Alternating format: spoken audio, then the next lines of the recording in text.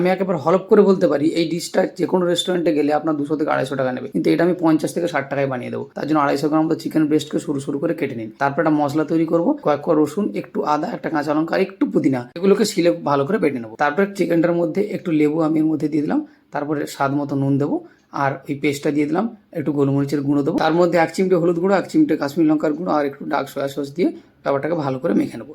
মাখা হয়ে গেলে এর মধ্যে একটা ডিম ফেটিয়ে দিয়ে সেটাকেও ভালো করে মেখে এটাকে 1 থেকে 1.5 ঘন্টা কিংবা আধ ঘন্টা অন্তত মিনিমাম ফ্রিজে আমি সেট হতে দেবো। তারপরে এটাকে বের করে এর মধ্যে আমি 1 চামচ করে কর্নফ্লাওয়ার এবং ময়দা দিয়ে ভালো করে সেটাকে মেখে নেবো।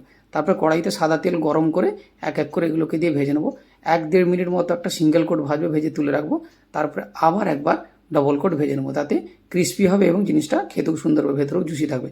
এবার একটা সসের মিক্সচার তৈরি করবো। তার জন্য 1 চামচ চিলি সস, 2 চামচ টমেটো সস, একটু ডার্ক সয়া সস, তার মধ্যে একটু গোলমরিচের গুঁড়ো আর 1 চামচ মতো কর্নফ্লাওয়ার দিয়ে একটু জল দিয়ে ভালো করে গুলিয়ে রেখে দেবো। এবার কড়াইতে অল্প তেল রেখে তার মধ্যে আমি রসুন কুচি, আদা কুচি, স্প্রিং অনিয়ন, পেঁয়াজ কুচি, ক্যাপসিকাম কুচি এবং কাঁচা লঙ্কা কুচি দিয়ে ভালো করে এটাকে ভাজবো। ভাজা হয়ে গেলে এর মধ্যে একটু আমি নুন দেবো স্বাদের জন্য, আর একটু কাশ্মীর লঙ্কার গুঁড়ো দেবো জাস্ট একটু কালারটাকে এনহান্স করার জন্য। এবার আমি এর মধ্যে সসটাকে দিয়ে সুন্দর করে একটু বাটি ধোয়া জল দিয়ে ভালো করে একটু নাড়িয়ে নিয়ে চিকেনগুলো দিয়ে দেবো। চিকেনগুলো দিয়ে নাড়াচাড়া করে এর মধ্যে একটু টেস্টিং সল্ট দিয়ে দেবো, তারপর একটু নাড়াচাড়া করে নামিয়ে নেবো। ব্যাস, তৈরি হয়ে গেল সুন্দর আমাদের crispy sweet and sour chicken stick. এটা খান এবং খেতে খেতে একটা লাইক এবং শেয়ার করে দিন। ধন্যবাদ, সবাই ভালো থাকবেন এবং বানিয়ে একবার জানাবেন কেমন।